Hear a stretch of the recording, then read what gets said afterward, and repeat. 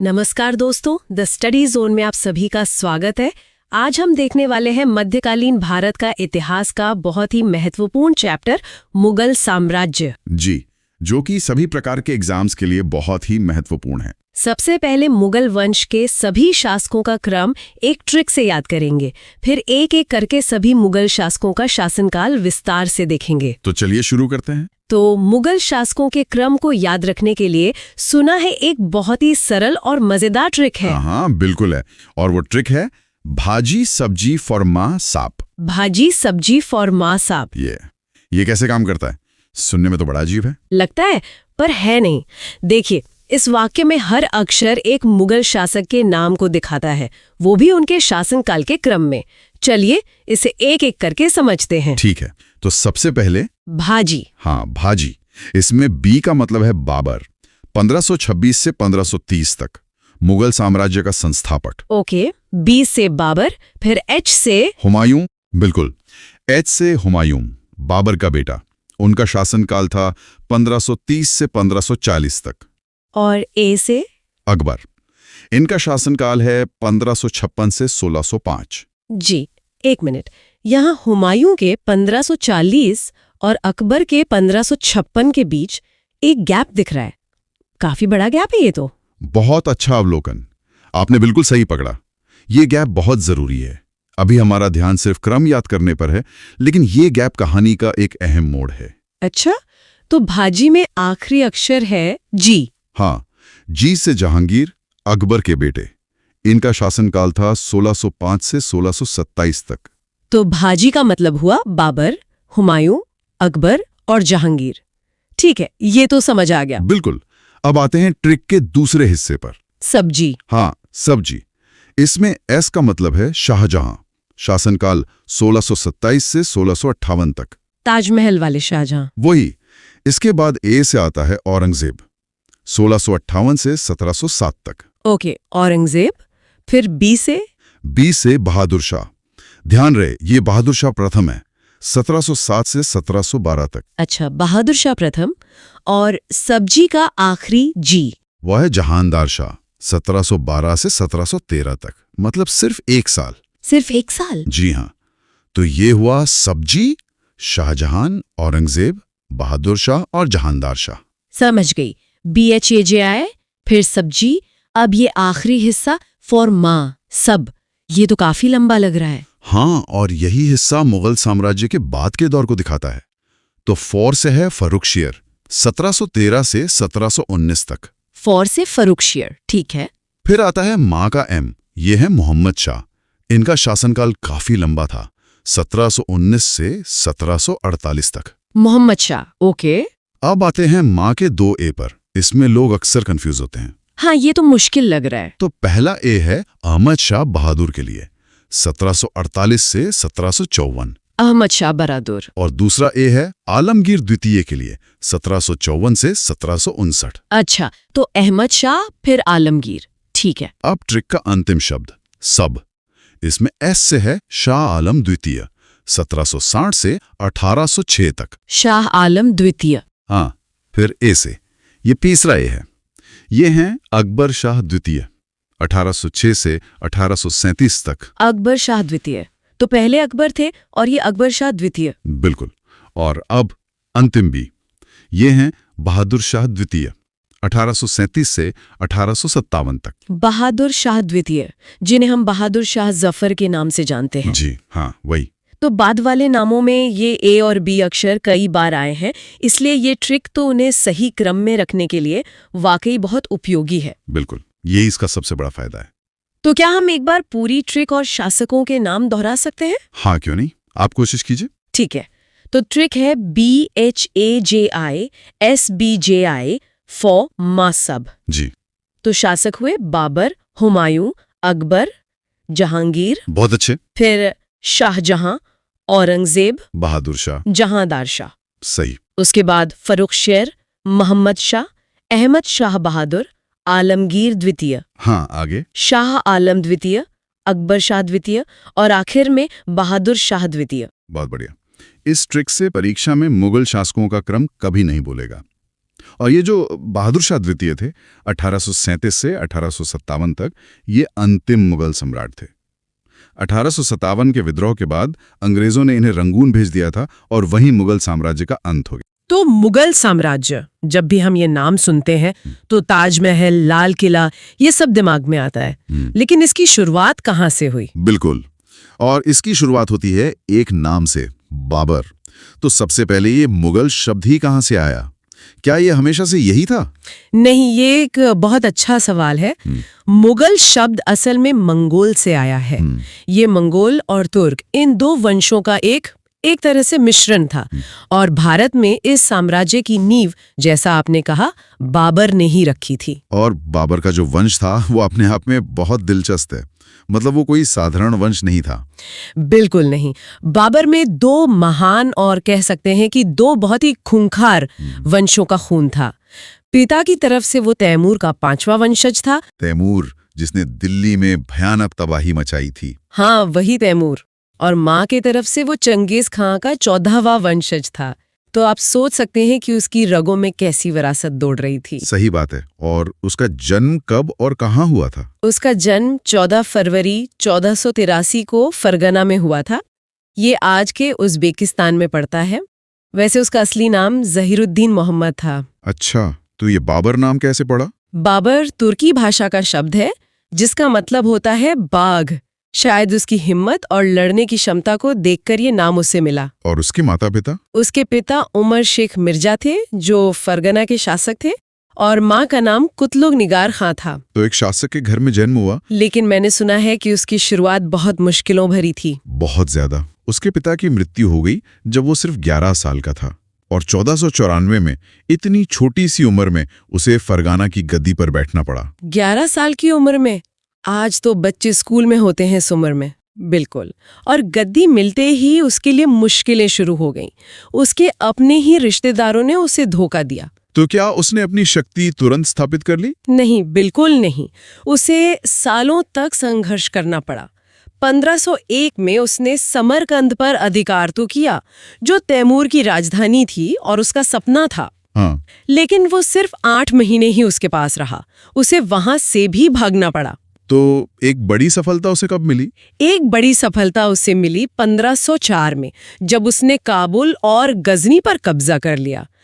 काबुल उसकी जिंदगी का एक टर्निंग पॉइंट बना। अच्छा, और यहीं पर उसने अपनी उपाधि भी बदली थी, है ना? सही पकड़ा आपने। ये बहुत महत्वपूर्ण बिंदु है। 1507 तक वो अपने पुरखों की मिर्जा की उपाधि इस्तेमाल करता था, लेकिन काबुल जीतने के बाद उसने बादशाह की उपाधि धारण की। तो ये एक तरह से उसकी बढ़ती हुई महत्वाकांक्षा का प्रतीक था।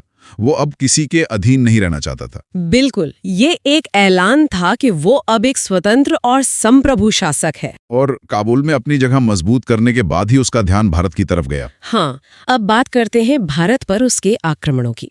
बाबर ने भारत पर कुल 5 बार आक्रमण किया। 5 बार? जी। पहला जो महत्वपूर्ण अभियान था वो 1519 में यूसुफ जाई जाति के खिलाफ था। इसमें उसने बांजौर और भेरा पर कब्जा किया, और यहीं पर उसने पहली बार कुछ ऐसा इस्तेमाल किया जिसने लड़ाई का तरीका बदल दिया। आप तोपों की बात कर रही हैं? हाँ, तोपे और बारूद। उसने बहुत ही प्रभावी ढंग से इनका इस्तेमाल किया। पर एक सवाल है, क्या भारत में बारूद पहले से नहीं था? मतलब क्या ये बिल्कुल ही नई चीज थी? सवाल बहुत अच्छा है। देखिए, बारूद की जानकारी तो थी, खासकर दक्षिण भारत में, लेकिन उत्तर भारत में एक बड़ी लड़ाई में सुनियोजित तरीके से इसका इस्तेमाल बाबर के आने के साथ ही शुरू हुआ। अच्छा, तो वो इसे एक पूरी रणनीति के हिस्से के तौर पर लाया। बिल्कुल। इसके बाद उसने 1520-21 में सियालकोट और सैयदपुर को भी जीत लिया। और फिर उसे भारत से ही बुलावा आया, है ना? हाँ, ये सबसे दिलचस्प बात है। 1524 में पंजाब के गवर्नर दौलत खां लोधी, जो दिल्ली के सुल्तान इब्राहिम लोधी से खुश नहीं थे, और कुछ इतिहासकारों के मुताबिक शायद राणा सांगा ने भी उसे भारत पर आक्रमण करने का न्योता भेजा। उन्होंने सोचा होगा कि ये भी तैमूर की तरह आएगा, लूटपाट करेगा और वापस चला जाएगा। शायद यही उनकी सबसे बड़ी भूल थी। और इसी के बाद होती है वो लड़ाई जिसने इतिहास बदल दिया, पानीपत का प्रथम युद्ध, 21 अप्रैल 1526। एक निर्णायक मोड़। पानीपत के मैदान में बाबर का सामना हुआ दिल्ली के सुल्तान इब्राहिम लोधी से। अब यहाँ पर एक तरफ लोधी की बहुत बड़ी सेना थी, शायद 1 लाख सैनिक, और बाबर के पास बहुत कम सैनिक थे, शायद 15 से 20 हजार। तो फिर ये जीत कैसे हुई? क्या मुख्य कारण थे? 2 मुख्य कारण थे। पहला था तुलगमा युद्ध पद्धति। तुलगमा ये क्या थी? ये उसने उज़्बेकों से सीखी थी। इसमें सेना को अलग अलग टुकड़ियों में बांट दिया जाता है, लेफ्ट, राइट और सेंटर, और फिर साइड वाली टुकड़ियां घूमकर दुश्मन को पीछे से घेर लेती हैं। अच्छा, मतलब दुश्मन को चारों तरफ से घेर कर हमला करना। बिल्कुल। और दूसरा और सबसे बड़ा कारण था उसका तोपखाना। उसने तोपों को सजाने के लिए उस्मानी विधि का इस्तेमाल किया, जिसे रूमी विधि भी कहते हैं। ये क्या था? इसमें 2 बैलगाड़ियों के बीच तोपें रखकर उन्हें चमड़े की रस्सियों से बांध दिया जाता था। इससे तोपचियों को एक सुरक्षा कवच मिल जाता था। और उसके तोपखाने का नेतृत्व कौन कर रहा था? उसके 2 प्रमुख तोपची थे, उस्ताद अली और मुस्तफा खां। तो इन दोनों चीजों ने मिलकर लोदी की विशाल सेना को हरा दिया। कुछ ही घंटों में खेल खत्म हो गया। इब्राहिम लोदी युद्ध में मारा गया और इसी के साथ भारत में मुगल शासन की नींव पड़ गई। इस जीत की खुशी का भी एक किस्सा है ना? कलंदर वाला। हाँ, इस जीत के बाद बाबर इतना खुश हुआ कि उसने काबुल के हर निवासी को एक एक चांदी का सिक्का भिजवाया। उसकी इसी उदारता की वजह से लोगों ने उसे कलंदर की उपाधि दी। लेकिन दिल्ली जीतना एक बात थी, पर भारत पर राज करना वो अभी बाकी था। हाँ, असली चुनौती तो अब आने वाली थी। और वो चुनौती थी राणा सांगा के रूप में। बिल्कुल। पानीपत के बाद बाबर को कई और लड़ाइयां लड़नी पड़ी और खानवा का युद्ध, जो 17 मार्च 1527 को चित्तौड़ के राणा सांगा के खिलाफ हुआ, वो पानीपत से भी ज्यादा मुश्किल था। इसका मुख्य कारण क्या था? मुख्य कारण था बाबर का भारत में ही रुक जाने का फैसला। राणा सांगा और बाकी राजपूत शासकों को लगा था कि वो लूटकर चला जाएगा, पर जब बाबर ने यहीं रहने का मन बना लिया तो टकराव जरूरी हो गया। सुना है इस युद्ध से पहले बाबर की सेना बहुत डरी हुई थी। बहुत ज्यादा। राजपूतों की बहादुरी के किस्से सुनकर उनके हौसले पस्त थे। तो बाबर ने अपनी सेना का मनोबल कैसे बढ़ाया? यहाँ बाबर ने एक बहुत चालाक चाल चली। उसने इस युद्ध को जिहाद यानी धर्म युद्ध का नारा दिया। उसने सैनिकों के सामने एक बहुत भावुक भाषण दिया, शराब के बर्तन तुड़वा दिए और कभी शराब न पीने की कसम खाई। और उसने एक टैक्स भी खत्म किया था, है ना? हाँ, उसने मुसलमानों पर लगने वाला तमगा कर भी खत्म कर दिया। ये एक तरह का व्यापारिक टैक्स था। इससे सैनिकों को लगा कि वे सिर्फ एक लड़ाई नहीं बल्कि अपने धर्म और अपनी आर्थिक भलाई के लिए लड़ रहे हैं। तो इस सब का क्या नतीजा निकला? नतीजा ये हुआ कि बाबर की सेना पूरे जोश से लड़ी और राणा सांगा की हार हुई। और इस जीत के बाद बाबर ने गाजी की उपाधि धारण की। गाजी यानी काफिरों का हत्यारा। जी। इसके बाद उसने 2 और बड़ी लड़ाइयां लड़ी। 1528 में चंदेरी के युद्ध में मेदिनी राय को हराया और फिर 1529 में घाघरा के युद्ध में महमूद लोधी के नेतृत्व वाली बिहार और बंगाल की संयुक्त अफगान सेना को भी हरा दिया। तो अब एक तरह से उत्तर भारत में उसे चुनौती देने वाला कोई नहीं बचा था। कोई नहीं। लेकिन इतनी लड़ाइयों और भागदौड़ का असर उसकी सेहत पर भी पड़ा। बिल्कुल। 26 दिसंबर 1530 को आगरा में सिर्फ 47 साल की उम्र में बाबर की मृत्यु हो गई। उसे पहले आगरा की आराम बाग में दफनाया गया था। लेकिन उसका मकबरा तो काबुल में है। हाँ, क्योंकि उसकी आखिरी इच्छा यही थी कि उसे काबुल में दफनाया जाए। तो बाद में उसके शव को काबुल ले जाकर दफनाया गया। तो एक शासक के तौर पर, एक विजेता के तौर पर उसकी विरासत क्या थी? देखिए, बाबर सिर्फ एक विजेता नहीं था, वो एक बहुत बड़ा विद्वान भी था। हाँ, उसकी आत्मकथा तुजू के बाबरी, बिल्कुल, जिसे बाबर नामा भी कहते हैं, ये उसने अपनी मातृभाषा तुर्की में लिखी थी। ये दुनिया की बेहतरीन आत्मकथाओं में से एक मानी जाती है। और इसी किताब में उसने उस समय के भारत के सबसे शक्तिशाली शासक का भी जिक्र किया है। हाँ, ये बहुत दिलचस्प है। उसने विजयनगर के शासक कृष्णदेव राय को उस समय के भारत का सबसे शक्तिशाली शासक बताया है। इसके अलावा उसे बाग बगीचों का भी बहुत शौक था। जी, उसे मुबैयन नाम की एक पद्य शैली का जन्मदाता भी माना जाता है। लेकिन उसकी विरासत का एक और पहलू है जो काफी विवादित रहा है। आप बाबरी मस्जिद की बात कर रहे हैं? हाँ, उसके सेनापति मीर बाकी ने अयोध्या में बाबरी मस्जिद का निर्माण करवाया। जी, ये भी उसकी विरासत का एक हिस्सा है। तो चलिए अब हुमायूं का शासनकाल देखते हैं। हुमायूं का जन्म 1508 में काबुल में हुआ था और वो बाबर के सबसे बड़े बेटे थे। मुझे हमेशा से ये बात बहुत दिलचस्प लगती है कि उनके नाम हुमायूं का मतलब है भाग्यवान। हाँ, पर जब हम उनके जीवन को देखते हैं तो ऐसा लगता है कि भाग्य ने उनका साथ मतलब कम ही दिया। बिल्कुल, ये एक बहुत बड़ी विडंबना है। वो 1530 में आगरा में गद्दी पर बैठे। शासक बनने से पहले वो बदख्शा के सूबेदार थे, यानी उस प्रांत के गवर्नर। लेकिन गद्दी पर बैठते ही उन्होंने एक ऐसा फैसला लिया जिसने शायद उनके पूरे भविष्य की दिशा ही तय कर दी। आप साम्राज्य के बंटवारे की बात कर रही हैं? हाँ, वो अकेले ऐसे मुगल बादशाह थे जिन्होंने अपने पिता की इच्छा के मुताबिक साम्राज्य को अपने भाइयों में बांट दिया। हाँ, कामरान को काबुल और कंधार, अस्करी को संभल और हिंदाल को अलवर दिया गया। उस दौर में जहां भाई ही भाई का सबसे बड़ा दुश्मन होता था, ये तो बहुत बड़ी उदारता लगती है। उदारता तो थी, पर क्या वो एक राजनीतिक भूल थी? शायद सबसे बड़ी भूल। ऐसा लगता है कि उनके पूरे शासनकाल की ट्रेजेडी की नींव पहले दिन ही रख दी गई थी। बिल्कुल, ये एक बुनियादी भूल थी। साम्राज्य को बांटने का मतलब था सत्ता के कई केंद्र बना देना। उनके भाई कभी भी उनके वफादार सहयोगी नहीं बन पाए, बल्कि हमेशा एक संभावित खतरे के तौर पर मौजूद रहे। अच्छा, जब भी हुमायूं को उनकी सबसे ज्यादा जरूरत पड़ी, उन्होंने या तो मदद करने से इनकार कर दिया या फिर मतलब खुद ही विद्रोह कर दिया। तो इस एक फैसले ने हुमायूं की ताकत को शुरू से ही कमजोर कर दिया। हाँ, और ये कमजोरी शायद उनके दुश्मनों ने भी भांप ली होगी। क्योंकि गद्दी पर बैठने के ठीक एक साल बाद 1531 में उन्होंने कालिंजर के किले पर आक्रमण किया। वो किला उस समय बहुत मजबूत माना जाता था, लेकिन उन्हें वो अभियान बीच में ही छोड़ना पड़ा। हाँ, और इसकी वजह थे अफगान। महमूद लोधी। जी, इब्राहिम लोधी के रिश्तेदार महमूद लोधी के नेतृत्व में अफगान फिर से सिर उठा रहे थे और उन्होंने बिहार से जौनपुर की तरफ बढ़ना शुरू कर दिया था। तो हुमायूं के लिए ये एक सीधा खतरा था। बिल्कुल, उन्हें कालिंजर के शासक से कुछ हर्जाना लेकर फौरन वापस लौटना पड़ा।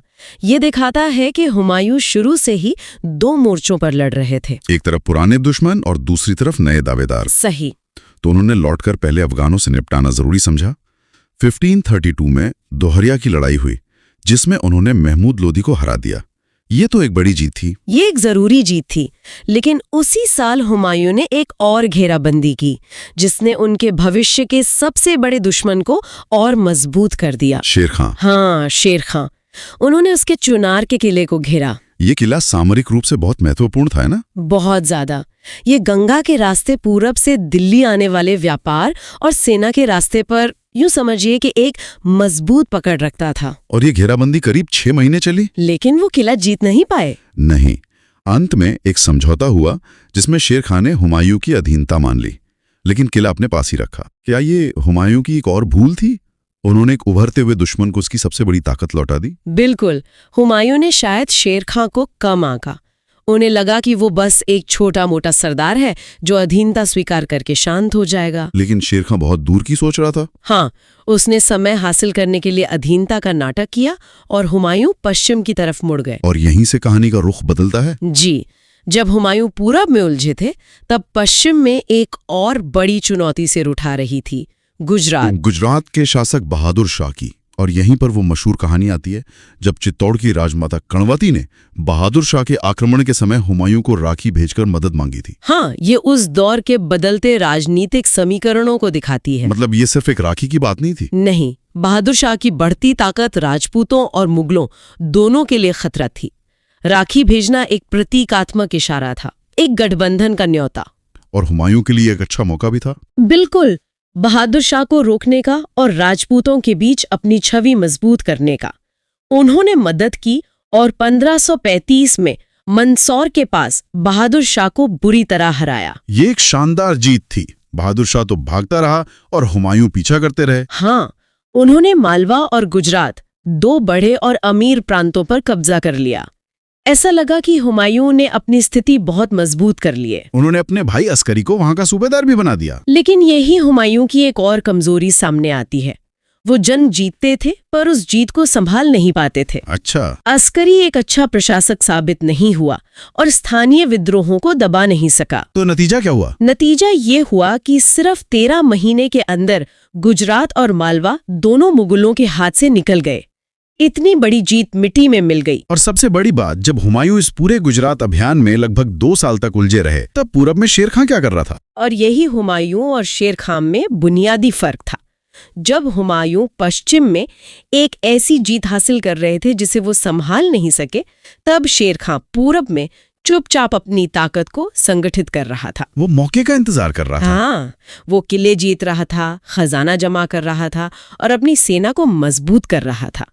और हुमायूं ने खुद उसे वो मौका दे दिया। 1538 में हुमायूं ने पूरब की ओर ध्यान दिया और बंगाल की राजधानी गौड़ पर कब्जा कर लिया। कहते हैं कि वो उस शहर की खूबसूरती से इतना खुश हुआ कि उसका नाम जन्नताबाद यानी स्वर्ग का शहर रख दिया। हाँ, लेकिन फिर उन्होंने वही गलती दोहराई।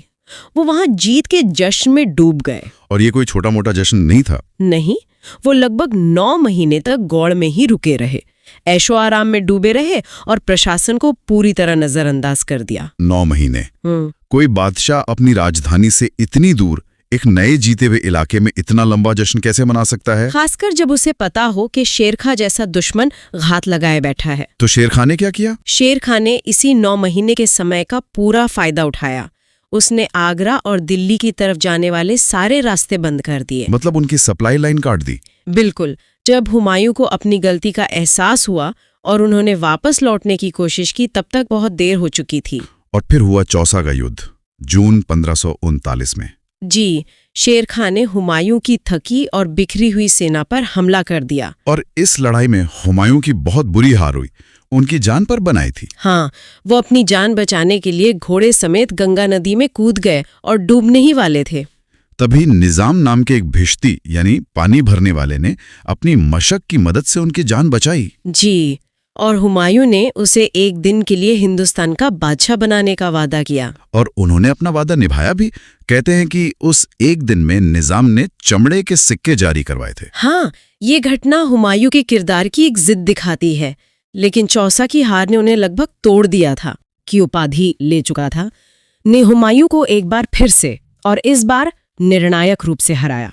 और इस हार के बाद हुमायूं के पास कुछ नहीं बचा। कुछ भी नहीं। उन्हें हिंदुस्तान छोड़कर भागना पड़ा। 15 साल के लिए दिल्ली की गद्दी पर सूरी वंश का राज हो गया। और मुगल साम्राज्य का पहला दौर खत्म हो गया। खत्म हो गया। ये 15 साल हुमायूं के लिए बहुत मुश्किल भरे रहे होंगे। बिल्कुल। वो सिंध और राजस्थान के रेगिस्तानों में भटकते रहे। इसी भटकाव के दौरान 1541 में उन्होंने हमीदा बानो बेगम से निकाह किया। और 1542 में जब वो अमरकोट के राजपूत राजा के पास शरण लिए हुए थे, तब इतिहास को बदलने वाले उनके बेटे अकबर का जन्म हुआ। तो उनका निर्वासन का जीवन भले ही मुश्किलों भरा था, लेकिन इसी दौरान उन्हें अपना सबसे कीमती खजाना मिला। एक तरह से, हाँ। आखिर में वो ईरान के शाह के पास शरण लेने पहुंचे। लेकिन क्या उन्होंने वापसी की उम्मीद छोड़ दी थी? कभी नहीं। यही हुमायूं के चरित्र की सबसे बड़ी खूबी थी। वो हारते थे, गलतियां करते थे, लेकिन हिम्मत नहीं हारते थे। उन्होंने ईरान के शाह की मदद से 1545 में कंधार और काबुल पर फिर से कब्जा कर लिया। जी, अब उनके पास एक ठिकाना था, एक बेस था जहां से वो अपनी वापसी की तैयारी कर सकते थे। और किस्मत में भी उनका साथ दिया।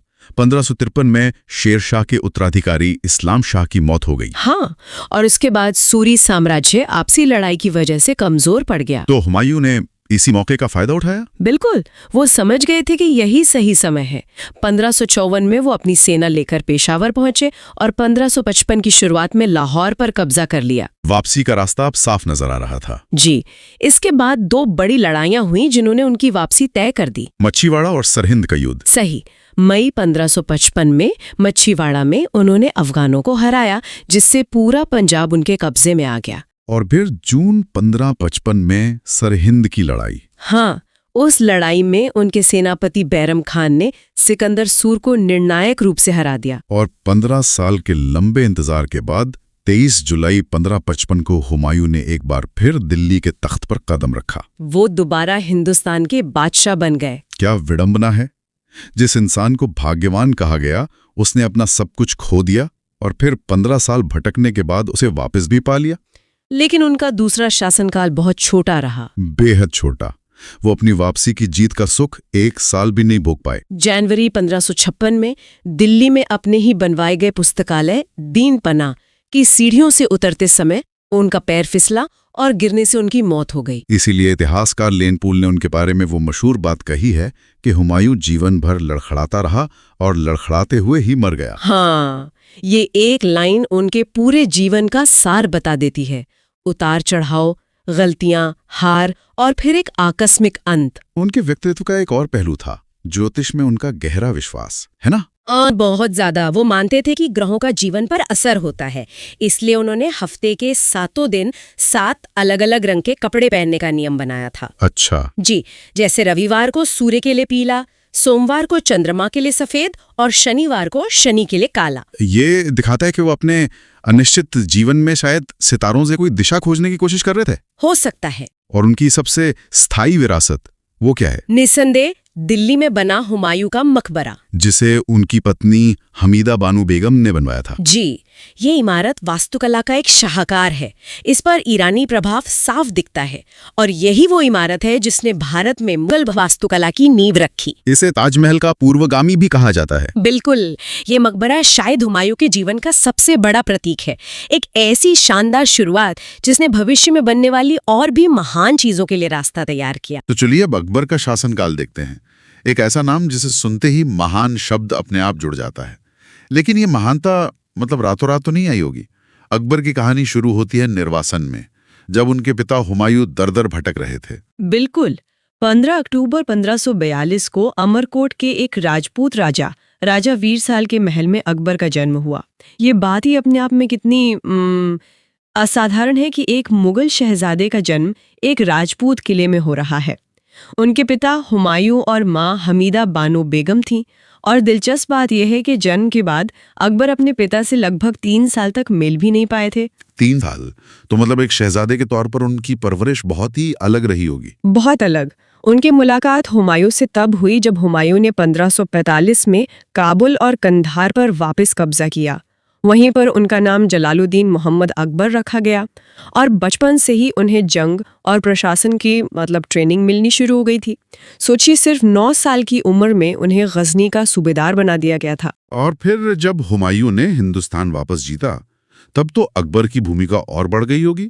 हाँ, 1555 में जब हुमायूं ने दिल्ली पर दोबारा कब्जा किया तो अकबर को लाहौर का गवर्नर बनाया गया और उनकी देखरेख के लिए बैरम खां को नियुक्त किया गया, जो हुमायूं के सबसे वफादार सेनापति थे।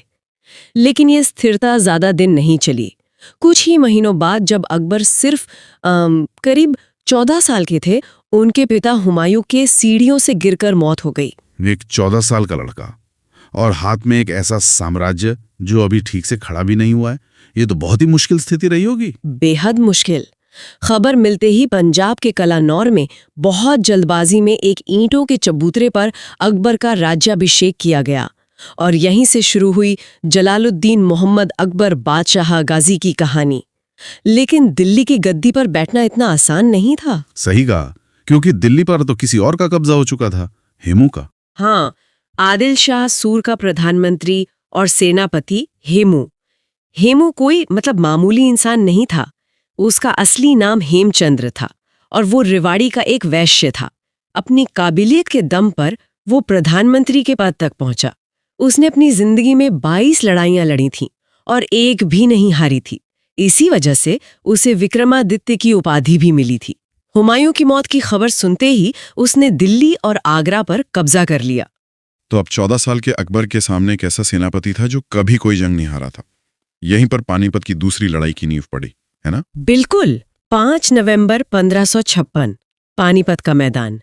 एक तरफ हेमू की विशाल सेना और दूसरी तरफ अकबर की छोटी सी फौज, जिसका नेतृत्व बैरम खां कर रहे थे। एक समय तो ऐसा लगा कि मुगल हार जाएंगे, लेकिन तभी एक तीर हेमू की आंख में जा लगा और वो बेहोश होकर हाथी से गिर गया। बस यहीं से पूरी बाजी पलट गई। हेमू की हार हुई और अकबर ने दिल्ली आगरा पर फिर से अधिकार कर लिया। ये सिर्फ एक जंग की जीत नहीं थी, ये हिंदुस्तान में मुगल साम्राज्य की असली स्थापना थी। तो अकबर अब बादशाह तो बन गए, लेकिन उम्र अभी भी कम थी। जाहिर है असली ताकत किसी और के हाथ में होगी। हाँ, अगले 4 साल यानी 1556 से 1560 तक शासन की बागडोर उनके संरक्षक बैरम खां के हाथ में रही। बैरम खां बहुत काबिल और वफादार थे और अकबर ने उन्हें प्यार से खान बाबा और खाने खाना की उपाधि भी दी थी। उन्होंने ही साम्राज्य को शुरुआती मुश्किलों से निकाला था। लेकिन इतनी ताकत अक्सर दरबारियों को पसंद नहीं आती। क्या बैरम खां के साथ भी यही हुआ? यही हुआ। जैसे जैसे बैरम खां का प्रभाव बढ़ने लगा, दरबार में एक गुट उनके खिलाफ हो गया। इस गुट में अकबर की धायमा माहम अनगा, जीजी मनगा और उनके बेटे अधम खां जैसे लोग शामिल थे। इसे अतखा खेल कहा जाता था। उन्होंने धीरे धीरे अकबर के कान भरने शुरू कर दिए। उधर अकबर भी अब बड़े हो रहे थे, करीब 18 साल के हो चुके थे और खुद फैसले लेना चाहते थे। तो मतलब एक तरफ अकबर की अपनी महत्वाकांक्षा और दूसरी तरफ दरबार की साजिशें। बैरम खां के लिए ये एक मुश्किल जाल बन गया होगा। बहुत मुश्किल। इन सबसे तंग आकर बैरम खां ने विद्रोह कर दिया, लेकिन पंजाब के तिलवाड़ा में वो हार गए। उन्हें बंदी बनाकर अकबर के सामने पेश किया गया। अकबर ने अपने पुराने संरक्षक का बहुत सम्मान किया। उन्होंने 3 विकल्प दिए, या तो मेरे निजी सलाहकार बन जाओ, या कालपी और चंदेरी की सूबेदारी ले लो, या फिर मक्का चले जाओ। और बैरम खां ने मक्का जाना चुना, लेकिन उनकी कहानी का अंत बड़ा दुखद हुआ। हाँ, रास्ते में गुजरात के पाटन में मुबारक खान नाम के एक अफगान ने उनकी हत्या कर दी। बाद में अकबर ने उनकी विधवा पत्नी सलीमा बेगम से शादी कर ली और उनके छोटे बेटे अब्दुर रहीम को गोद ले लिया। यही अब्दुर रहीम आगे चलकर अकबर के नवरत्नों में से एक बने और उन्हें भी खाने खाना की उपाधि मिली। तो बैरम खां के जाने के बाद सत्ता में एक तरह का मतलब खालीपन आ गया, एक पावर वैक्यूम। अकबर अभी भी युवा थे, इस पावर वैक्यूम को किसने भरा? पर्दे के पीछे से माहम अनगा ले रही थीं।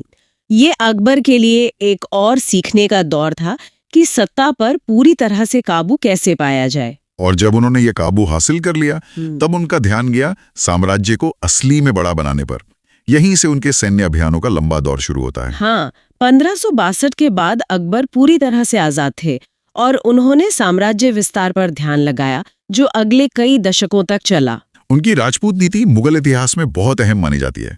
इसकी शुरुआत आमेर से हुई है ना? बेटी हरखाबाई, जिन्हें जोधाबाई के नाम से भी जाना जाता है, का विवाह अकबर से किया। लेकिन इसे सिर्फ एक शादी के तौर पे देखना गलती होगी। ये एक पॉलिटिकल अलायंस की नींव थी। अकबर समझ गए थे कि हिंदुस्तान पर राज करना है तो यहाँ के सबसे शक्तिशाली योद्धाओं यानी राजपूतों को साथ लेना ही होगा। ये एक बहुत बड़ी रणनीतिक सोच थी। ये एक मास्टर स्ट्रोक था। इस शादी के बाद राजा भारमल के बेटे भगवान दास और पोते मानसिंह को मुगल दरबार में बहुत ऊंचे पद दिए गए। मानसिंह तो आगे चलकर अकबर के सबसे भरोसेमंद सेनापति बने। अकबर ने राजपूतों को सिर्फ हराया नहीं, उन्हें साम्राज्य का हिस्सेदार बनाया। लेकिन क्या सभी राजपूत राज्यों ने इसे इतनी आसानी से स्वीकार कर लिया? मेवाड़ ने तो आखिर तक विरोध किया। यही तो इस कहानी का दूसरा पहलू है। जहां आमेर, बीकानेर, जैसलमेर जैसे राज्यों ने गठबंधन का रास्ता चुना और मुगल दरबार में बड़े बड़े पद हासिल किए, वहीं मेवाड़ ने अपनी स्वतंत्रता को ज्यादा महत्व दिया। 1567-68 में अकबर ने खुद चित्तौड़ के किले पर हमला किया। राणा उदय सिंह ने तो किला छोड़ दिया, लेकिन उनके सेनापतियों जयमल और फतेह सिंह ने बड़ी बहादुरी से लड़ाई लड़ी। मैंने सुना है कि अकबर उनकी बहादुरी से बहुत प्रभावित हुए थे। इतने ज्यादा कि उन्होंने इन दोनों राजपूत योद्धाओं की हाथी पर बैठी हुई मूर्तियां आगरा के किले के मुख्य द्वार पर लगवाईं। ये दिखाता है कि वो दुश्मन की वीरता का भी सम्मान करते थे। खैर, चित्तौड़ पर कब्जा हो गया, लेकिन मेवाड़ का संघर्ष खत्म नहीं हुआ। आगे चलकर राणा उदय सिंह के बेटे महाराणा प्रताप ने ये लड़ाई जारी रखी। और फिर हुआ 1576 में हल्दी घाटी का प्रसिद्ध युद्ध। हाँ, एक तरफ महाराणा प्रताप थे और दूसरी तरफ अकबर की सेना का नेतृत्व राजा मानसिंह कर रहे थे।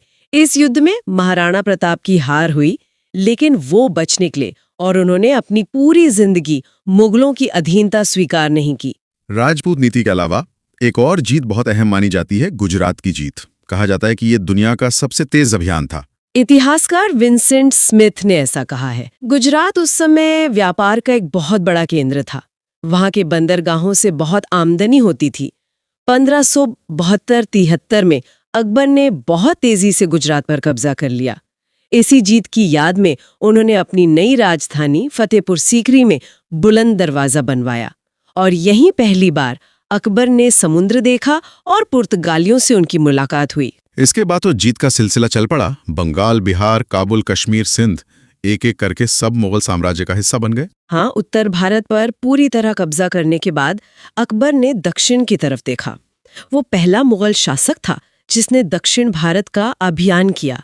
वहां उनका सामना अहमदनगर की शासिका चांद बीबी से हुआ, जिन्होंने बड़ी बहादुरी से मुगलों का सामना किया। अंत में 1601 में असीरगढ़ के किले पर कब्जा अकबर का आखिरी सैन्य अभियान था। ठीक है, तो अकबर ने एक बहुत विशाल और विविध साम्राज्य तो जीत लिया, लेकिन इतने बड़े साम्राज्य को संभालना, उसे चलाना तो और भी मुश्किल काम रहा होगा। बिल्कुल, और यही अकबर की असली प्रतिभा दिखती है।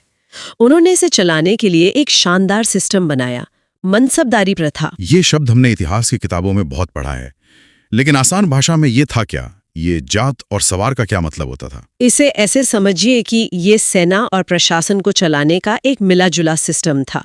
हर बड़े अधिकारी को एक मनसब यानी एक रैंक दिया जाता था। इस रैंक के 2 हिस्से थे, जात और सवार। जात से उस अधिकारी का पद, रुतबा और उसकी तनख्वाह तय होती थी। जितना ऊंचा जात रैंक, उतना बड़ा ओहदा। और सवार? सवार रैंक से यह तय होता था कि उस अधिकारी को कितने घुड़सवार सैनिक अपनी कमान में रखने होंगे और उनकी देखरेख करनी होगी। ये एक जीनियस सिस्टम था, क्योंकि इससे बादशाह के पास एक विशाल संगठित सेना हमेशा तैयार रहती थी। लेकिन उसका खर्च सीधे शाही खजाने पर नहीं, बल्कि इन मनसबदारों पर होता था।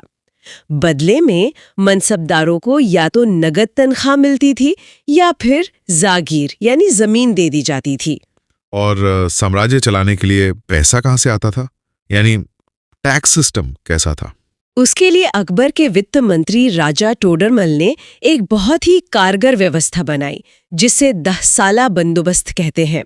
इसमें पिछले 10 सालों की पैदावार और कीमतों का औसत निकालकर जमीन का टैक्स तय किया जाता था। इससे किसानों को भी पता होता था कि उन्हें कितना टैक्स देना है, और सरकार को भी अपनी आमदनी का अंदाजा रहता था। ये एक बहुत स्थिर और सफल व्यवस्था थी। चलिए अब उस विषय पर आते हैं जो अकबर को बाकी शासकों से सबसे अलग करता है, उनकी धार्मिक नीति। सुलह कुल की बहुत बात होती है। क्या ये सिर्फ उनकी व्यक्तिगत सोच थी या इसके पीछे कोई बड़ी पॉलिटिकल स्ट्रैटेजी भी थी? ये दोनों का एक बेहतरीन मिश्रण था। समझिए, वो एक ऐसे साम्राज्य पर राज कर रहे थे जहां बहुसंख्यक आबादी हिंदू थे। सिर्फ सैन्य ताकत से इतने बड़े और विविध साम्राज्य को चलाना नामुमकिन था। सुलह कुल का मतलब था सबके साथ शांति या सार्वभौमिक समन्वय। ये उनकी पॉलिसी का आधार था। और ये सिर्फ बातों में नहीं, उनके कामों में भी दिखा, जैसे जजिया कर को हटाना। हाँ, ये एक बहुत बड़ा कदम था। 1562 में उन्होंने दास प्रथा खत्म की, 1563 में तीर्थ यात्रा पर लगने वाला टैक्स हटाया और 1564 में जजिया कर को समाप्त कर दिया। जजिया वो टैक्स था जो गैर मुसलमानों पर लगता था। इसे हटाना सिर्फ एक अच्छा कदम नहीं था, ये एक मास्टर स्ट्रोक था। इसने राजपूतों और आम जनता को ये संदेश दिया कि ये उनका भी साम्राज्य है। ये वफादारी हासिल करने का सबसे असरदार तरीका था। और इसी धार्मिक जिज्ञासा के कारण उन्होंने फतेहपुर सीकरी में इबादत खाना बनवाया था, है ना? बिल्कुल।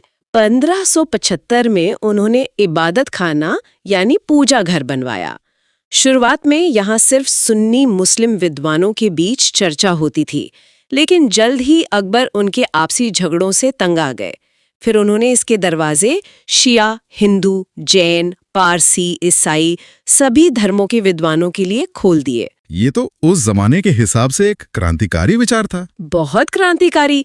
अकबर हर गुरुवार की शाम को इन सब के साथ बैठकर धर्म और दर्शन पर लंबी चर्चाएं करते थे। इन सभी चर्चाओं से उन्हें ये समझ आया कि हर धर्म में कुछ अच्छी बातें हैं, लेकिन कट्टरता हर जगह मौजूद है। इसी अनुभव के आधार पर 1582 में उन्होंने दीन ए इलाही नाम से एक विचार प्रस्तुत किया। क्या दीन ए इलाही एक नया धर्म था? क्या बहुत से लोगों ने इसे अपनाया? इसे नया धर्म कहना ठीक नहीं होगा। ये असल में एक आचार संहिता या एक सूफी पंथ जैसा था, जो एकेश्वरवाद यानी एक ईश्वर में विश्वास पर आधारित था। इसमें सभी धर्मों की अच्छी बातों को शामिल किया गया था। ये किसी पर थोपा नहीं गया था, और बहुत कम लोगों ने, जो अकबर के करीबी थे, इसे अपनाया।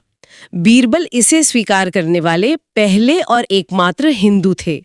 अकबर की एक और दिलचस्प बात उनके नवरत्न हैं। ये विचार ही कितना अनोखा है कि एक बादशाह अपने आसपास सिर्फ सेनापति और मंत्री नहीं, बल्कि संगीतकार, कवि और विद्वान भी रखता है। हाँ, ये दिखाता है कि उनका दरबार सिर्फ सियासत का नहीं बल्कि इल्म और फन का भी केंद्र था। इन नवरत्नों में हर कोई अपने अपने क्षेत्र का माहिर था। बीरबल, जिनका असली नाम महेश दास था, अपनी हाजिर जवाबी और बुद्धिमानी के लिए मशहूर थे। अबुल फजल एक महान विद्वान और इतिहासकार थे जिन्होंने अकबरनामा लिखा। राजा टोडरमल तो वित्त मंत्री थे ही, और तानसेन का तो नाम ही काफी है। हाँ, मियां तानसेन संगीत सम्राट थे। इनके अलावा राजा मानसिंह महान सेनापति थे। अब्दुर्रहीम खान खाना एक बेहतरीन कवि थे। फैजी राज कवि थे और मुल्ला दो प्याजा और हकीम हुकाम सलाहकार के तौर पर थे। ये नवरत्न अकबर के शासन की सांस्कृतिक समृद्धि का प्रतीक थे। इसीलिए अकबर के काल को हिंदी साहित्य का स्वर्ण काल भी कहा जाता है। बिल्कुल। उन्होंने एक अनुवाद विभाग की स्थापना की जहां महाभारत का रज्मनामा यानी युद्धों की पुस्तक नाम से फारसी में अनुवाद हुआ। रामायण, अथर्ववेद, पंचतंत्र जैसे कई संस्कृत ग्रंथों का फारसी में अनुवाद करवाया गया। और इन सब के बीच सबसे हैरान करने वाली बात यह है कि अकबर निरक्षर थे, पढ़ लिख नहीं सकते थे। ये बात हमेशा चौंकाती है। एक ऐसा शासक जो ज्ञान विज्ञान धर्म दर्शन पर घंटों बहस करता था, जिसने इतनी बड़ी लाइब्रेरी बनवाई, वो खुद एक अक्षर नहीं पढ़ सकता था। तो फिर वो सीखते कैसे थे? वो सुनकर सीखते थे। उनके दरबार में हमेशा कोई ना कोई होता था जो उन्हें किताबें और दस्तावेज पढ़कर सुनाता था। उनकी याददाश्त असाधारण थी। वो सुनी हुई बातों को न सिर्फ याद रखते थे बल्कि उन पर गहराई से मनन भी करते थे। यह दिखाता है कि ज्ञान के लिए सिर्फ साक्षरता ही जरूरी नहीं, जिज्ञासा और विवेक सबसे बड़ी चीज है। वास्तुकला में भी इनका योगदान बहुत बड़ा है। आगरा का किला, फतेहपुर सीकरी, बुलंद दरवाजा। हाँ, उन्होंने वास्तुकला में भी हिंदू और ईरानी शैलियों का एक खूबसूरत मिश्रण तैयार करवाया। आगरा का लाल किला, फतेहपुर सीकरी का पूरा शाही शहर जिसमें दीवाने आम, दीवाने खास, पंचमहल जैसी इमारतें हैं, और इलाहाबाद का किला, ये सब उनके शासनकाल की देन है। तो एक लंबा और शानदार शासनकाल, इसका अंत कैसे हुआ? 16 अक्टूबर 1605 को पेचिश की बीमारी के कारण अकबर की मृत्यु हो गई। उन्हें आगरा के पास सिकंदरा में दफनाया गया, जहां उनका मकबरा आज भी मौजूद है। तो चलिए अब जहांगीर के शासनकाल को देखते हैं। हम अक्सर उन्हें अकबर और शाहजहां के बीच एक कड़ी के तौर पर देखते हैं, मतलब एक महान साम्राज्य निर्माता और एक महान इमारतें बनवाने वाले के बीच। लेकिन सवाल यह है कि जहांगीर की अपनी पहचान क्या थी? वो कौन से निशान छोड़कर गए? ये एक बहुत ही दिलचस्प सवाल है, क्योंकि जहांगीर का व्यक्तित्व वो काफी जटिल था। 1605 में जब सलीम नूरुद्दीन मोहम्मद जहांगीर के नाम से सिंहासन पर बैठे तो उन्होंने आते ही 12 अध्यादेश जारी किए। 12 नियम? हाँ, 12। और ये नियम उनके इसी जटिल व्यक्तित्व की पहली झलक देते हैं। हाँ, मैंने भी इनके बारे में पढ़ा है। कुछ तो बहुत प्रगतिशील लगते हैं, जैसे शराब और नशीले पदार्थों पर पाबंदी। बिल्कुल। लेकिन कुछ बहुत निजी से लगते हैं, जैसे गुरुवार जो उनके राज्याभिषेक का दिन था, और रविवार अकबर का जन्मदिन। इन दिनों पशु हत्या पर रोक। सही कहा। ये किसी बादशाह का फरमान कम, एक बेटे का अपने पिता के लिए सम्मान ज्यादा लगता है। बिल्कुल। इससे पता चलता है कि वो परंपरा और व्यक्तिगत भावनाओं को शासन में कितनी अहमियत देते थे। और करों को हटाने वाला अध्यादेश देखिए, उन्होंने तमगा और ज़कात जैसे करों को खत्म कर दिया। अच्छा। और ये कोई छोटे मोटे कर नहीं थे, है ना? नहीं, बिल्कुल नहीं।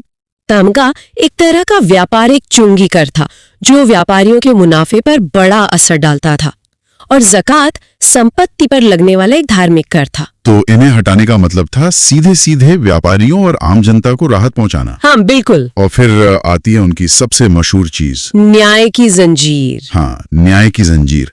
आगरा के किले से यमुना के किनारे तक सोने की एक जंजीर जिसमें घंटियां लगी थी। जी। कोई भी उसे खींचकर सीधे बादशाह से न्याय की गुहार लगा सकता था। सुनने में तो ये बहुत आदर्शवादी लगता है, लेकिन क्या ये वाकई में काम करता था? देखिए, दोनों ही बातें सच हैं। ये एक शक्तिशाली प्रतीक था, इसमें कोई शक नहीं। एक तरह का ऐलान कि न्याय सबसे ऊपर है। बिल्कुल। लेकिन इसका इस्तेमाल कितना हुआ, इसका रिकॉर्ड बहुत कम है। असल में उस जंजीर को खींचने के लिए बहुत हिम्मत चाहिए थी। हाँ, वो तो है। फिर भी एक प्रतीक के तौर पर इसका महत्व बहुत बड़ा था। ये जहांगीर की उस छवि को मजबूत करता था जो वो बनाना चाहते थे, एक प्रजापालक राजा की छवि। लेकिन ये छवि बहुत जल्दी ही चुनौतियों से घिर गई, और चुनौती कहीं बाहर से नहीं आई, घर के अंदर से ही आई। उनके अपने सबसे बड़े बेटे खुसरो ने ही विद्रोह कर दिया। हाँ, और ये कोई साधारण विद्रोह नहीं था, ये मुगल सल्तनत की सबसे बड़ी कमजोरी को उजागर करता था। उत्तराधिकार का कोई स्पष्ट नियम न होना। सही। खुसरो को मानसिंह जैसे शक्तिशाली दरबारियों का समर्थन हासिल था। ये सिर्फ बेटे का बाप के खिलाफ विद्रोह नहीं था। तो ये एक सत्ता का संघर्ष था। हाँ, ये दरबार के एक गुट का दूसरे के खिलाफ सत्ता का संघर्ष था। और इसी संघर्ष में एक बहुत ही दुखद मोड़ आता है जब सिखों के 5वें गुरु अर्जुन देव का नाम इससे जुड़ता है। जी, उन पर खुसरो की मदद करने का आरोप लगा। जहांगीर ने इसे राजद्रोह माना। हाँ, उनके हिसाब से गुरु अर्जुन देव ने एक विद्रोही को आशीर्वाद और आर्थिक मदद दी थी। इसका नतीजा ये हुआ कि गुरु अर्जुन देव को मृत्युदंड दिया गया। और ये एक ऐसी घटना थी जिसने मुगल सिख संबंधों में एक ऐसी दरार डाल दी जो फिर कभी पूरी तरह भर नहीं पाई। जहांगीर के लिए ये एक राजनीतिक फैसला था, लेकिन इतिहास के लिए ये एक सांप्रदायिक मोड़ बन गया। तो एक तरफ जहांगीर अपने बेटे के विद्रोह से जूझ रहे थे, वहीं दूसरी तरफ उनके दरबार में एक नई शक्ति का उदय हो रहा था। नूरजहां। हाँ, नूरजहां। मेहरुन्निसा, जो बाद में नूरजहां बनी, महज जहांगीर की बेगम नहीं थी, वो एक असाधारण महिला थीं। उनके पिता गयास बेग, जिन्हें एतमादुद्दौला की उपाधि मिली, और मां असमत बेगम, जिन्हें गुलाब से इत्र निकालने का श्रेय दिया जाता है। बिल्कुल, बहुत ही काबिल लोग थे। मेहरुन्निसा की जहांगीर से शादी 1611 में हुई और इसके बाद उनका कद तेजी से बढ़ा। इतना बढ़ा कि उन्हें पहले नूर महल यानी महल की रोशनी और फिर नूरजहां संसार की रोशनी की उपाधि दी गई। जी, लेकिन ये सिर्फ उपाधियों तक सीमित नहीं था, उनका असल प्रभाव तो प्रशासन पर था। उनका प्रभाव अभूतपूर्व था। वो जहांगीर के साथ झरोखा दर्शन देती थीं, जो कि अब समझिए संप्रभुता का प्रतीक था। अच्छा। सिक्कों पर बादशाह के साथ उनका नाम भी छपने लगा, यहाँ तक कि शाही दस्तावेजों पर, जिन्हें फरमान कहा जाता था, जहांगीर के दस्तखत के साथ साथ नूरजहां की मोहर भी लगने लगी। मतलब ये तो एक तरह से सत्ता में सीधी भागीदारी हुई। हाँ, बिल्कुल। तो क्या ये कहना गलत होगा कि जहांगीर धीरे धीरे राजकाज से दूर हो रहे थे और असली ताकत नूरजहां और उनके परिवार के हाथों में आ गई थी? कई इतिहासकार ऐसा मानते हैं। नूरजहां, उनके पिता एतमादुद्दौला, भाई आसफ खान और शहजादा खुर्रम मतलब शाहजहां, इन सब ने मिलकर एक गुट बना लिया था। नूरजहां जुंटा भी कहते हैं इसे। हाँ, शुरुआती सालों में यही गुट सारे बड़े फैसले ले रहा था, और इसी दौर में मुगल वास्तुकला को एक नया तोहफा मिला। आगरा में एतमादुद्दौला का मकबरा। हाँ, ये इमारत, ये तो ताजमहल का पूर्वाध्यास जैसी लगती है। इसमें पहली बार इतने बड़ा पैमाने पर पित्रादुरा तकनीक का इस्तेमाल हुआ। सही कहा। क्या आप समझा सकती हैं कि ये तकनीक क्या है? पित्रादुरा एक इतालवी शब्द है। इसमें संगमरमर जैसे पत्थर को खोदकर उसमें कीमती और अर्धकीमती रत्नों को जड़ा जाता है। फूलों या ज्यामितीय डिजाइनों में? जी, ये सिर्फ सजावट नहीं है, ये पत्थर में की गई चित्रकारी है। एतमादुद्दौला के मकबरे ने इस कला को मुगल वास्तुकला का एक अभिन्न अंग बना दिया, जो बाद में ताजमहल में अपने चरम पर पहुंची। तो जहां एक तरफ दरबार में नूरजहां का प्रभाव बढ़ रहा था, वहीं साम्राज्य की सरहदों पर भी काफी कुछ चल रहा था। हाँ, जहांगीर ने अपने पिता अकबर की विस्तारवादी नीति को जारी रखा। इसमें सबसे बड़ी कामयाबी मेवाड़ की विजय थी। बिल्कुल, मेवाड़ एक ऐसा राज्य था जिसने अकबर के समय में भी पूरी तरह से मुगलों की अधीनता स्वीकार नहीं की थी। और 1615 में शहजादा खुर्रम के नेतृत्व में मुगल सेना ने मेवाड़ के शासक अमर सिंह को संधि करने पर मजबूर कर दिया। ये एक बहुत बड़ी सैन्य और मनोवैज्ञानिक जीत थी। और इसके बाद कांगड़ा का किला भी जीता। हाँ, 1620 में, जिसे अकबर भी नहीं जीत पाए थे। और दक्षिणी भारत में वहां तो अहमदनगर के मल्लिक अंबर एक बहुत बड़ी चुनौती बनकर खड़े थे। मल्लिक अंबर एक शानदार रणनीतिकार थे। उन्होंने गुरिल्ला युद्ध, जिसे उस समय बरगरगिरी कहते थे, उसमें महारत हासिल कर रखी थी। तो उन्होंने मुगल सेना को उलझाए रखा। सालों तक यहाँ भी जिम्मेदारी खुर्रम को ही सौंपी गई। खुर्रम ने सीधे मल्लिक अंबर से टकराने के बजाय दूसरे दक्षिणी राज्यों पर दबाव बनाया। अच्छा, जैसे बीजापुर? हाँ, बीजापुर पर। और उन्हें अपनी तरफ कर लिया।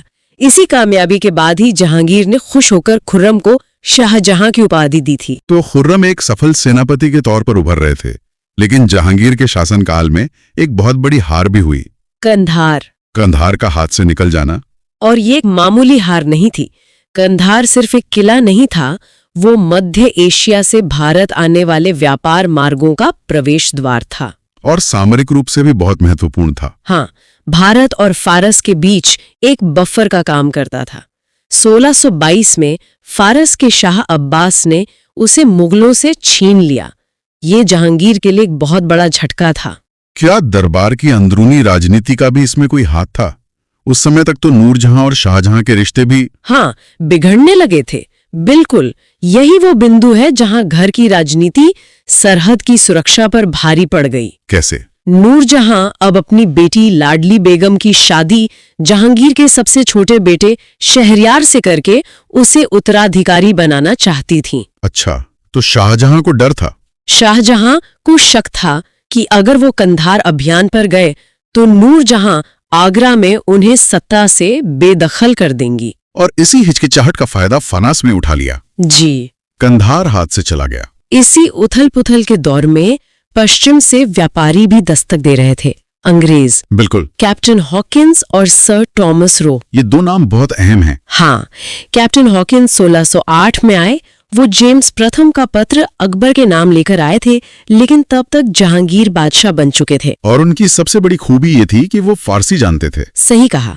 जब उन्होंने जहांगीर से उनकी भाषा में बात की तो बादशाह बहुत खुश हुए।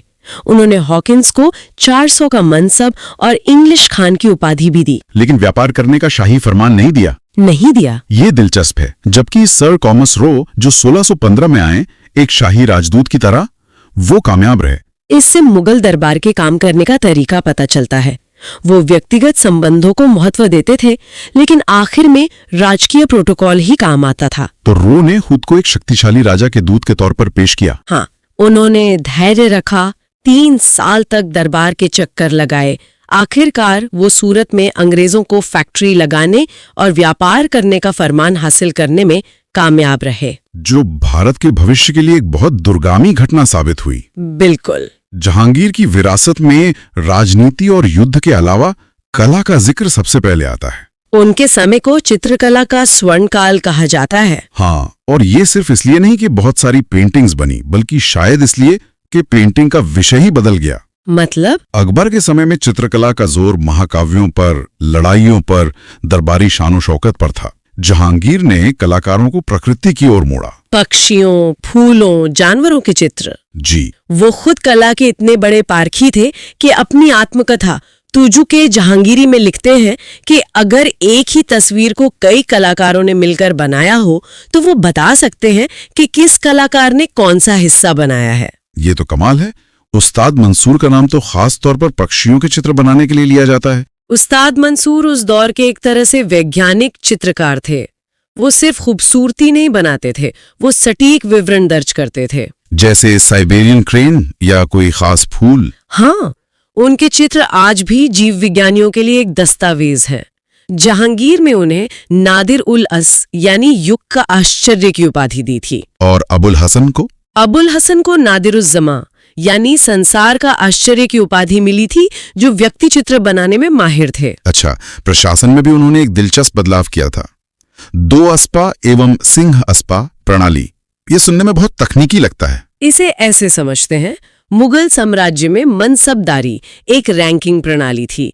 आपका जात पद आपकी तनख्वाह और हैसियत तय करता था। और सवार पद से पता चलता था कि कितने घुड़सवार रखने हैं। बिल्कुल। 2 अस्पा एवं सिंह अस्पा एक तरकीब थी जिससे किसी मनसबदार के जात पद मतलब उसकी तनख्वाह को बढ़ाए बिना उसकी सैन्य शक्ति को 2 गुना या 3 गुना कर दिया जाता था। तो ये एक बहुत बड़ा फायदा था जो बादशाह अपने सबसे भरोसेमंद अमीरों को देता था। हाँ, जैसे कि महावत खां को। और विडंबना देखिए। हाँ, इसी महावत खान ने बाद में जहांगीर के खिलाफ ही विद्रोह कर दिया। हाँ, उन्हें बंदी तक बना लिया। उनके अंतिम साल काफी मुश्किलों भरे गुजरे। जी। 1626 में जब शाही काफिला काबुल जा रहा था तो झेलम नदी के किनारे महावत खां ने जहांगीर को बंदी बना लिया। ये दरबार में नूरजहां के बढ़ते प्रभाव के खिलाफ एक प्रतिक्रिया थी। लेकिन नूरजहां ने उन्हें छुड़ा लिया था। हाँ, नूरजहां ने अपनी सूझबूझ से जहांगीर को छुड़ा लिया, लेकिन इस घटना ने बादशाह के स्वास्थ्य पर बहुत बुरा असर डाला और 1627 में उनकी मृत्यु हो गई। उन्हें लाहौर के पास शाहदरा में रावी नदी के किनारे दफनाया गया। जहांगीर एक विरोधाभासों से भरे बादशाह थे।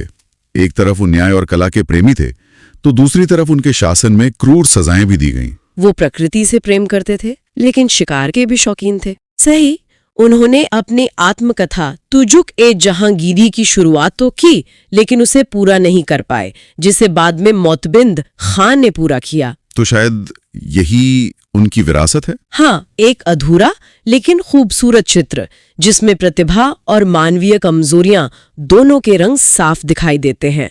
उनका शासनकाल इस बात पर सोचने को मजबूर करता है कि क्या एक महान कला पारखी होना एक महान शासक होने की गारंटी है, या फिर राज चलाने के लिए कुछ और ही गुण चाहिए होते हैं। तो चलिए आज शाहजहां के शासनकाल को देखते हैं। एक ऐसा बादशाह जिसने दुनिया को प्यार की सबसे खूबसूरत निशानी दी, पर जिसका अपना अंत अपनी ही बेटे की कैद में हुआ। बिल्कुल। और ये जो विरोधाभास है, ये उनके नाम से ही शुरू हो जाता है। मतलब उनका असली नाम शाहजहां नहीं था, उनका असली नाम तो खुर्रम था।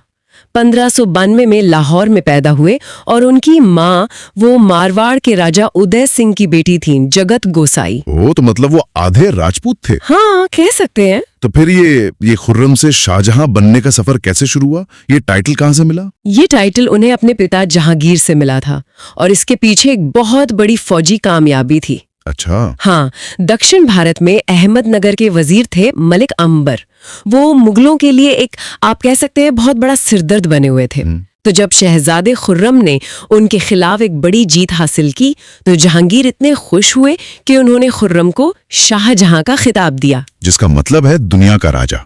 बिल्कुल, ये एक तरह से उनकी काबिलियत पर पहली शाही मुहर थी। और इसी दौरान उनका वो निकाह भी हुआ, जो इतिहास की सबसे मशहूर प्रेम कहानियों में से एक बना। हाँ, 1612 में उनका निकाह नूरजहां के भाई आसफ खां की बेटी अर्जुमन बानो बेगम से हुआ, जिन्हें दुनिया मुमताज महल के नाम से जानती है। हाँ, बिल्कुल। शाहजहां ने उन्हें मलिकाए जमानी का खिताब भी दिया था, मतलब युग की रानी। और ये रिश्ता सिर्फ सियासी नहीं था, इसमें वाकई बहुत गहरा लगाव था, जो बाद में ताजमहल की शक्ल में अमर हो गया। सही। तो जब जहांगीर की मौत हुई, तब तो गद्दी का मामला काफी फंस गया होगा, क्योंकि शाहजहां तो उस वक्त राजधानी में थे ही नहीं। हाँ, मामला बहुत बहुत गंभीर हो गया था। 1627 में जब जहांगीर का इंतकाल हुआ, शाहजहां दक्कन में थे, दक्षिण भारत में, और दिल्ली में सत्ता का केंद्र थी उनकी सौतेली माँ नूरजहां। और नूरजहां तो कभी नहीं चाहती थी कि शाहजहां बादशाह बने, है ना? कभी नहीं। उन्होंने शाहजहां के सबसे छोटे भाई शहरयार को बादशाह घोषित कर दिया, जो उनके दामाद भी थे। तो फिर शाहजहां ने सत्ता कैसे हासिल की? यहाँ उनके लिए तुरुप का इक्का साबित हुए उनके ससुर आसफ खां, जो नूरजहां के ही भाई थे। ओ, तो भाई ने बहन के खिलाफ काम किया। हाँ, उन्होंने अपनी बेटी और दामाद का साथ दिया। उन्होंने बहुत होशियारी से दिल्ली में शहरयार को घेरा और शाहजहां के आने तक गद्दी को संभाले रखा। एक छोटी सी लड़ाई हुई, शहरयार हार गए और वो रास्ते से हटा दिए गए। और फिर हुई शाहजहां की ताजपोशी। उन्होंने एक बहुत भव्य टाइटल भी अपनाया था, है ना? हाँ, 1628 में आगरा में उनकी ताजपोशी हुई और उन्होंने एक बहुत लंबा चौड़ा टाइटल लिया, अबुल मुजफ्फर शिहाबुद्दीन मोहम्मद साहिब किरण सानी। किरण सानी, इसका क्या मतलब था? इसका मतलब है दूसरा तैमूर। मतलब वो खुद को अपने महान पूर्वज तैमूर लंग के बराबर रख रहे थे। ये उनके ऊंचे इरादों को दिखाता है। अब आते हैं उस चीज पर जिसके लिए शाहजहां सबसे ज्यादा जाने जाते हैं, आर्किटेक्चर। उनके दौर को स्थापत्य कला का स्वर्ण काल भी कहते हैं। स्वाभाविक है। लेकिन क्या ये सच नहीं है कि इन महंगी इमारतों पर जो खर्च हुआ वो साम्राज्य के खजाने पर एक बहुत बड़ा बोझ था? ये एक बहुत बहुत अहम सवाल है और इतिहासकार इस पर बटे हुए हैं। ये सच है कि इन इमारतों पर बेहिसाब पैसा खर्च हुआ, खासकर ताजमहल पर। हाँ, 1631 में मुमताज महल की मौत के बाद जब ताजमहल बनना शुरू हुआ तो वो करीब 22 साल तक चला। उस्ताद अहमद लाहौरी इसके चीफ आर्किटेक्ट थे और ये सिर्फ एक मकबरा नहीं था। तो फिर क्या था? ये मुगल साम्राज्य के वैभव और उसकी शक्ति का एक तरह से प्रदर्शन था। ताजमहल के अलावा और कौन सी बड़ी इमारतें हैं जो इस दौर की पहचान है? कई हैं। आगरा के किले में बनी मोती मस्जिद जो पूरी तरह सफेद संगमरमर से बनी है, फिर दिल्ली का लाल किला और जामा मस्जिद जो आज भी भारत की सबसे बड़ी मस्जिदों में से एक है। बिल्कुल। और इन सब से बढ़कर था तख्ते ताऊस, मयूर सिंहासन, जिसमें कोहिनूर हीरा जड़ा था। हाँ, वो सोने और जवाहरातों से जड़ा था। ये सब बनाने के लिए उन्होंने अपनी राजधानी भी आगरा से दिल्ली शिफ्ट की और शाहजहानाबाद नाम का एक पूरा नया शहर बसाया, जिसे आज हम पुरानी दिल्ली कहते हैं। सही। तो ये सब बनाने के लिए मतलब मयूर सिंहासन, लाल किला, एक पूरा नया शहर, इसके लिए तो बेहिसाब दौलत और एक स्थिर साम्राज्य चाहिए था। हाँ, और यही तो सबसे बड़ा विरोधाभास है। ये स्थिरता एक भ्रम थी। पर्दे के पीछे साम्राज्य के कोनों में लगातार चिंगारियां सुलग रही थीं। मतलब एक तरफ ये शानदार निर्माण चल रहा था और दूसरी तरफ साम्राज्य में बगावतें हो रही थीं। बिल्कुल। ये मुगल सिस्टम की खूबी और खामी दोनों थीं। केंद्र बहुत मजबूत था, लेकिन दूर दराज के इलाकों पर पकड़ ढीली थी। कोई मिसाल? जैसे बुंदेलखंड के जुझार सिंह 1628 में, मतलब शाहजहां के गद्दी पर बैठते ही ये विद्रोह शुरू हो गया था और ये लगभग 7 साल तक चला। 7 साल? हाँ, इसे दबाने के लिए आखिर में शहजादे औरंगजेब को भेजना पड़ा। तो ये कोई अकेली घटना नहीं थी? नहीं, बिल्कुल नहीं। इसी तरह की समस्याएं उन्हें खान जहां लोदी जैसे अफगान सरदारों से भी हुई। बंगाल में जो पुर्तगाली व्यापार कर रहे थे उनसे भी संघर्ष हुआ। 1632 में तो उन्होंने हुगली में पुर्तगालियों के ठिकाने पर हमला करके कब्जा ही कर लिया था। सिखों के छठे गुरु हरगोविंद के साथ भी उनके रिश्ते खराब हुए और लड़ाई तक की नौबत आ गई। तो बाहर से जो सल्तनत शांत दिख रही थी, अंदर से उसमें लगातार हलचल थी। लेकिन दक्षिण भारत में तो उन्होंने काफी सफलता हासिल की। हाँ, ये सच है। दक्षिण में शाहजहां को बड़ी कामयाबी मिली। जहांगीर के समय से जो चुनौती बनी हुई थी उसे उन्होंने हल किया।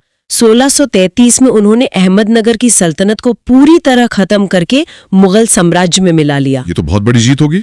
बहुत बड़ी। और इसके बाद 1636 में गोलकुंडा और बीजापुर, जो दक्षिण की 2 और बड़ी ताकतें थीं, उन्होंने भी शाहजहां की हुकूमत मान ली। और कोहिनूर हीरा भी तो उन्हें यही मिला था ना? हाँ, गोलकुंडा के ही वजीर मीर जुमला ने शाहजहां को कोहिनूर हीरा तोहफे में दिया था, जो बाद में तख्ते ताऊस की शान बना। तो एक तरह से देखें तो शाहजहां के दौर में मुगल साम्राज्य अपने शिखर पर पहुंच गया था। लेकिन जैसा अक्सर होता है, शिखर पर पहुंचने के बाद ही ढलान शुरू होती है। और वो ढलान उनके अपने परिवार से उनके बेटों के बीच शुरू हुई। मुगल इतिहास का सबसे विनाशकारी उत्तराधिकार का युद्ध। और सबसे दुखद बात यह थी कि ये युद्ध शाहजहां के जीते जी ही शुरू हो गया। हाँ, उनके 4 बेटे थे और चारों ही काबिल और महत्वाकांक्षी थे। दारा शिकोह, शाह शुजा, औरंगजेब और मुराद बख्श। और चारों अलग अलग सूबों के गवर्नर थे। मतलब सबके पास अपनी फौज, अपने संसाधन थे। बिल्कुल। तो ये सिर्फ गद्दी की लड़ाई नहीं थी, ये किरदारों और विचारधाराओं की भी लड़ाई थी। हाँ, एक तरफ दारा जो एक विद्वान है, उदार है, और दूसरी तरफ औरंगजेब जो एक शातिर और अनुभवी जनरल है। आपने बिल्कुल सही पकड़ा। ये सिर्फ भाइयों की लड़ाई नहीं थी, ये मुगल साम्राज्य की आत्मा के लिए 2 अलग अलग नजरियों की लड़ाई थी। सबसे बड़े थे दारा शिकोह। वो सिर्फ राजकुमार नहीं, एक स्कॉलर थे। उन्होंने उपनिषदों का फारसी में अनुवाद करवाया था, सिरे अकबर नाम से। हाँ, 52 उपनिषदों का।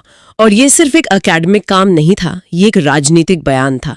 ये दिखाता है कि अगर दारा बादशाह बनते तो वो शायद अकबर की तरह ही एक मिलीजुली उदार संस्कृति को आगे बढ़ाते।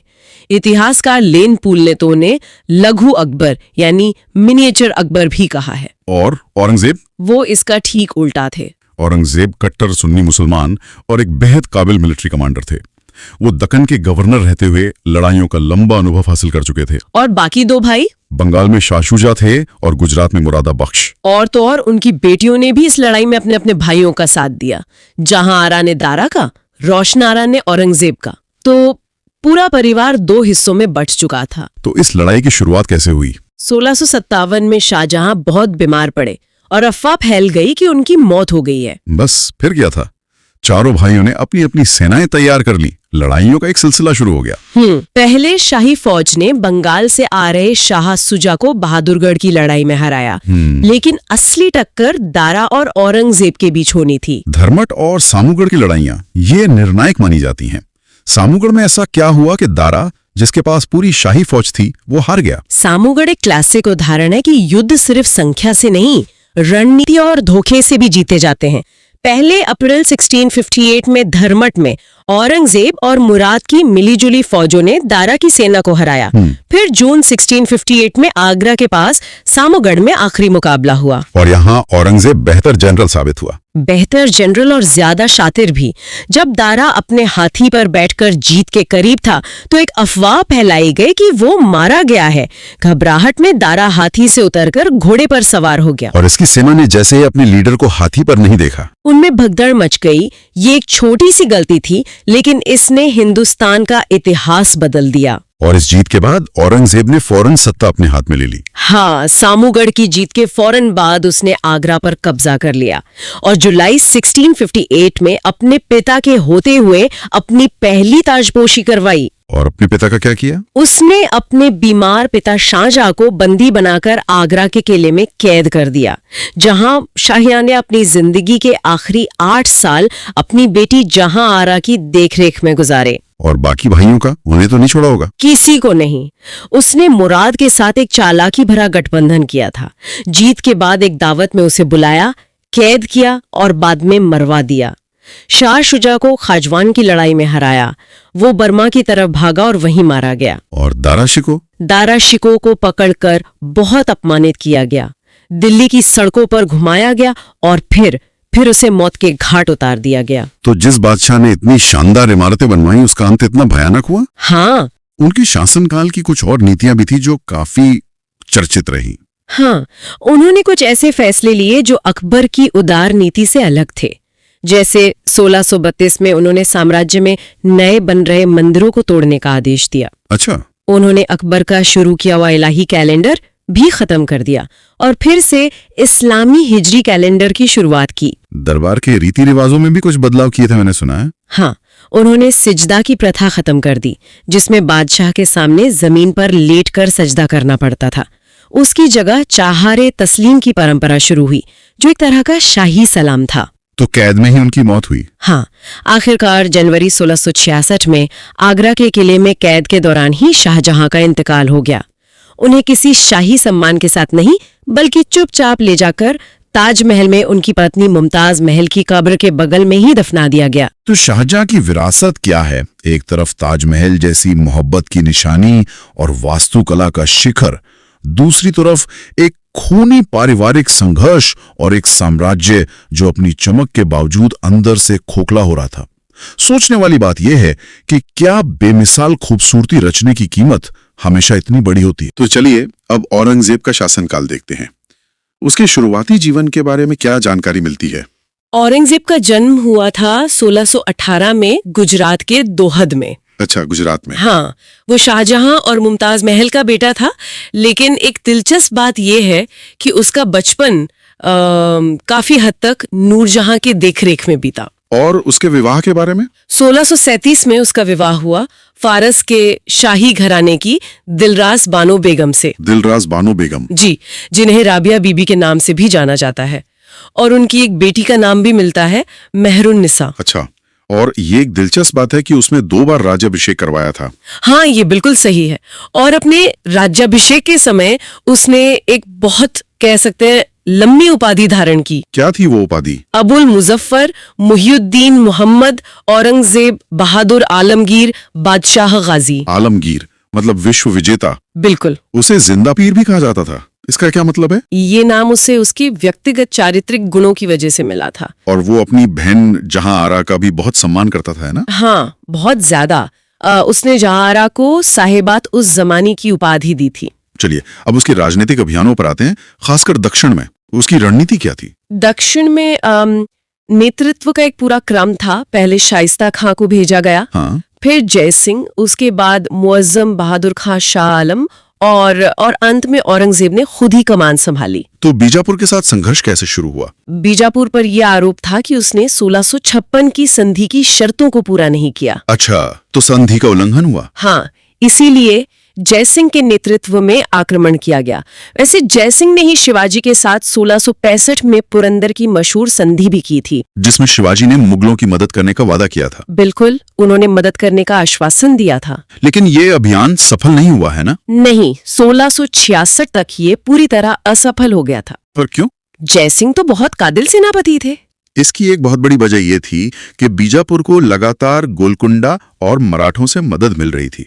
अच्छा, तो वो तीनों एक साथ थे। जी, और इस नाकामी से औरंगजेब जयसिंह से बहुत नाखुश हुआ और उसे वापस बुला लिया। और फिर बाद में जब सिकंदर आदिल शाह शासक बना तो दरबार में गुटबाजी बहुत बढ़ गई। तो औरंगजेब ने इसका फायदा उठाया। हाँ, बिल्कुल।